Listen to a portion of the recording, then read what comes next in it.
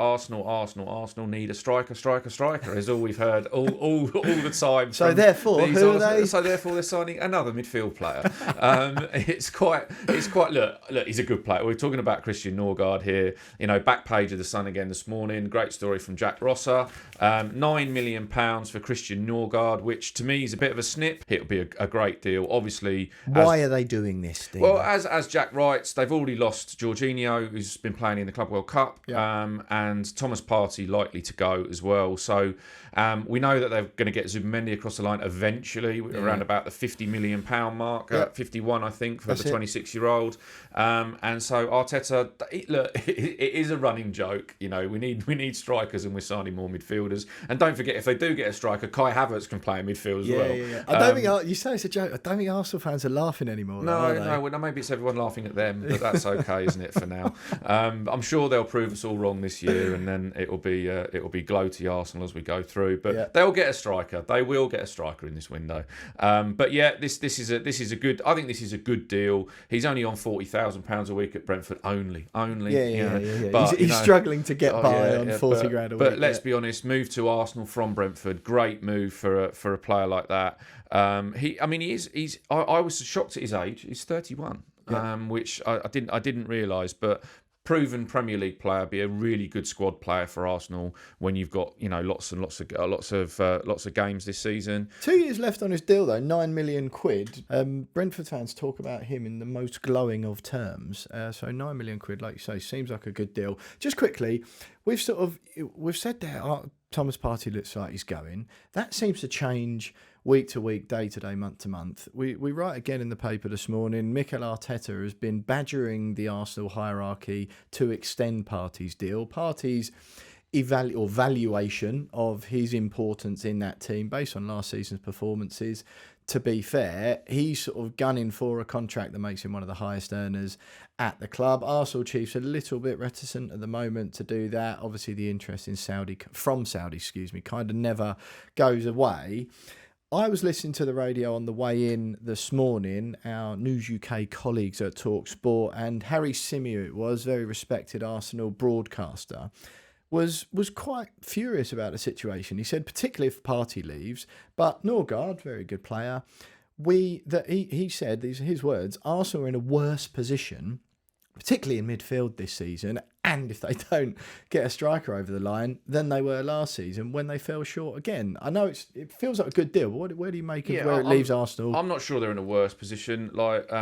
If Partey goes? Talks have been held with Partey over an extension, but what a player wants at his age and what a player is likely to get is another thing. 32 Partey. So what? A player of his, his ability and, star performer in the Champions League and Premier League last season alongside Declan Rice. Right. But and so important to the way that Arsenal did play, but he's going to want a 3-year deal, and a 3-year deal on, north of £200,000 a week. True. And there's no sell-on value for Arsenal. And that's the world we live in now, the world of PSR and the world of clubs knowing that the contracts have got to be worthwhile at the end.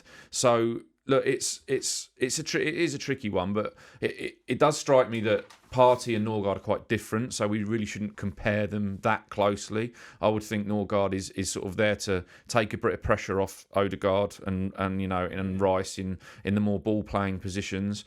And look, Thomas Partey, if he's getting big offers from Saudi Arabia, and then he can say to Arsenal, well, you need to match this, we're probably in a position there where Arsenal aren't going to. Yeah. It will be a big miss for them. Don't get me wrong. On the field, he's a big performer, and we absolutely know Declan Rice does not want to play as a 6. Dec wants to be an 8 and play in that position and more attacking, get in the box more. So losing Partey is a loss for Arsenal, but Zubimendi, Merino, they've got players who can do it, and look, I don't rule out Miles Lewis-Skelly playing as a holding midfielder as well in the future as well. He's quality player. Dino, I give you grief all the time on Tactics Exposed during the season about your inability to use players' surnames and only using their first names. We're now, it's not just Declan, he's now Deck. We're now calling. Sorry. We're now on nickname terms with people. Arsenal also close to doing a £5 million deal for Kepa. Adequate backup there, fits the mould quite nicely. Feels a bit of a two fingers to Chelsea fans as well, doesn't it? When they paid so much money for Kepa in the first place. Now you mentioned this next player just before we move on. You mentioned this next player a couple of weeks ago on Transfers Exposed, and as one to keep an eye on going under the radar, Yoane Wissa. While we're on the Arsenal Brentford section of the show, Yoane Wissa. You at first said, I wouldn't be surprised if the Tottenham deal happens, particularly if the Frank managed to get Mbeumo. Mm-hmm. Obviously, Thomas Frank's going to be keen to be reunited with some players who did so well for him at Brentford. It seems like Brentford, along with Bournemouth, are kind of being raided by some of the biggest and best in Europe and England. Just where do you think the Wissa situation lies at the moment? Around 30 million quid, we understand, will get him out of Brentford. I think he's amazing value at £30 million. And again, when we talk again about the striker merry-go-round and the movements of those, he's one that the deal wouldn't be, again, a bit like Mbeumo, where United are getting closer to Brentford's valuation, and as we understand it, more negotiations today. And with Wissa, it won't be that difficult a deal to get done. If you match the club's valuation, Brentford are not the sort of club who are going to stand in people's way if their valuation is if met. The money's right, they're unbelievably good football model that they've got. Totally. Buy players who have got potential and then make profit. And meanwhile play great football, win games, good atmosphere, great new club. They're a joy, Brentford, and in every way. But Wissa is. Look, if Tottenham sell Richarlison, if Arsenal don't get one of the Sesko or Gyökeres deals across the line, if Newcastle lose Isak, if Liverpool think, we don't get the number one target, let's have a backup striker. If Manchester United are in the market for a 9 because they don't get one of the big boys done, Wissa is in that reckoning, and the Wissa camp and Brentford are very aware of that. There's not been an actual bid on the table yet, sure. But I still think that's one to keep an eye on, and I think if Brentford start the season with Wissa in the team, then they've probably had a bit of a result. Absolutely. They need to cling on to some of their players, don't they? Yeah, lots of chat. They had some injuries in attack last year, though. They have, and we know full well they'll reel out another £12 million Brazilian South American signing, a bit like be Scandinavian, it'll be another Dane.